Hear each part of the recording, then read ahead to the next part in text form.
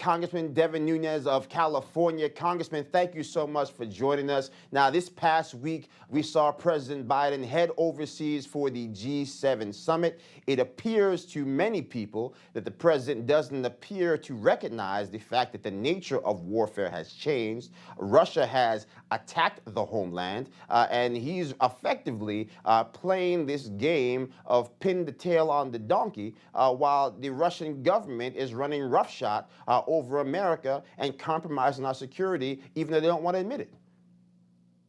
Well, Joe, thanks for having me on this weekend. Really appreciate it. The first thing I thought of is I hope some of us were on the list of 16. It's almost like he gave a license to the killer Putin, or if I'm not sure he's a killer anymore. Biden seemed to walk that back now. Right. But if you're not on the preferred Biden 16, you're vulnerable. I guess he just gave Putin a license to go after everybody else who's not on his list. So I don't know what's on his list. It's totally bizarre. I mean, the only thing that you would tell Putin is no more. If you do it, there will be repercussions. But before Biden even got there to Geneva, they gave Russians a pipeline so that they can sell their oil and gas into Germany, into Western Europe. That happened before they even arrived. And then the second thing that happened, that all I can see that came out of this is that, oh, everything's wonderful now. We're going to put our ambassador back in Moscow. They're going to have an ambassador back in Washington, D.C. After 5 years of dealing with this Russian nonsense of everyday Republicans, anybody from President Trump to anybody who investigated this Russia hoax that looked into this for 5 years, constantly, having to take these fake defamation, slander, libel, whatever you want to call it, attacks, basically calling every Republican a Russian agent of some kind.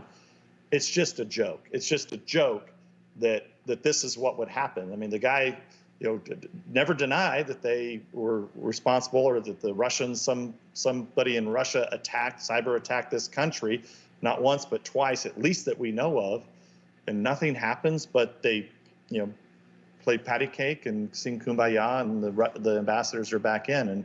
And the last thought I have on this, Joe, too, is that talk about the propaganda that's coming out of our mainstream media.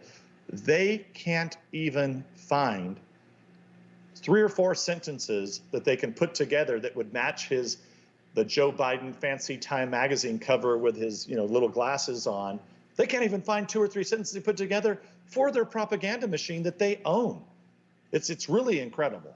Well, I'm glad you bring up this point, because it seems everywhere you look over there at 1600 Pennsylvania Avenue, it's a bunch of misplaced priorities. Last month, we heard President Biden talking about the threat of white supremacy. Take a listen. According to the intelligence community, terrorism from white supremacy is the most lethal threat to the homeland today. Not ISIS, not Al-Qaeda, white supremacists. Well, obviously, we know he was trying to quote Christopher Wray. That's not what Christopher Wray said. This is actually what Christopher Wray said. Back in June of 2019, under my leadership, we elevated racially and ethnically motivated violent extremism to our highest threat priority, on the same level with ISIS and homegrown violent extremists, where it remains to this day.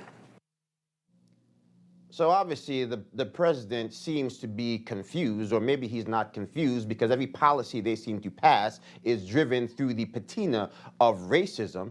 I know for a fact it wasn't white supremacists that hacked the Colonial Pipeline. It wasn't white supremacists who were out there compromising 1/5 of the U.S. beef supply. And it wasn't white supremacists who hacked the Pentagon. That was Russia. So from your perspective as someone, a ranking member of intelligence, how do we make sure that the security of this nation remains paramount when you have an administration so consumed with domestic silliness that we can't actually get to substantive policies that ensure that America continues to lead in this 21st century world?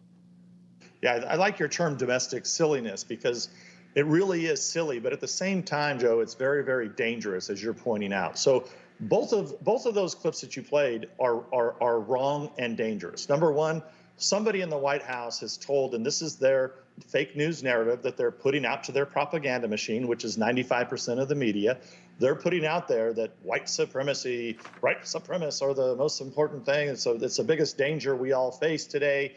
I mean, because they feel that that fits their narrative for the coalition that they need to have power.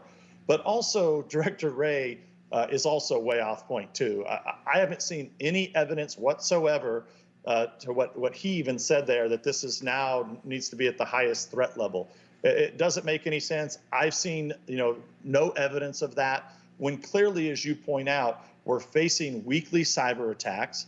We have inflation on the rise. We have the Chinese that have a larger Navy than the United States right now. Right. We've had multiple cyber attacks over the last 5 years, and they continue to get worse under Biden. And then we have a president that goes over there and flops, where their own propaganda machine, as I said earlier, they can't even find 2 or 3 sentences that make any sense, that are even coherent. So there's lots of domestic silliness and total incoherent messages coming out of the White House and to every intelligence agency, including the Department of Justice. So these institutions are rotting from within.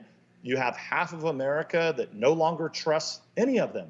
And that's a sad state of affairs, if you think about it. I mean, for a long time, I think Americans, especially Republicans, had a lot of pride in our military and our intelligence agencies and the FBI. And now you have them all running around talking about white supremacy.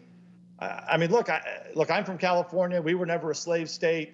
My family wasn't even here when all that happened. But I've never even met a white supremacist. I'm sure they're out there somewhere, but I've never seen one. And I've never seen an intelligence product that shows me there's some massive movement of white supremacy. But I will tell you where there is racism, that's in China.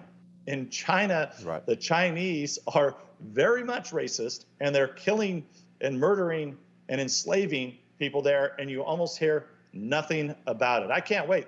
I want to see if President Biden goes to China. That should be even more entertaining, I think, than how he got his clock cleaned by Putin, which is an embarrassment. I hate to even say that, but it was pretty bad. Hey, I'm Rob Finnerty. Thanks for watching. If you enjoyed this video, please join the conversation in the comments below. Don't forget to subscribe, too. Hit the bell icon to be alerted to breaking news. And remember, there's a whole lot more on Newsmax TV, America's fastest growing cable news network. Newsmax TV, we're real news for real people.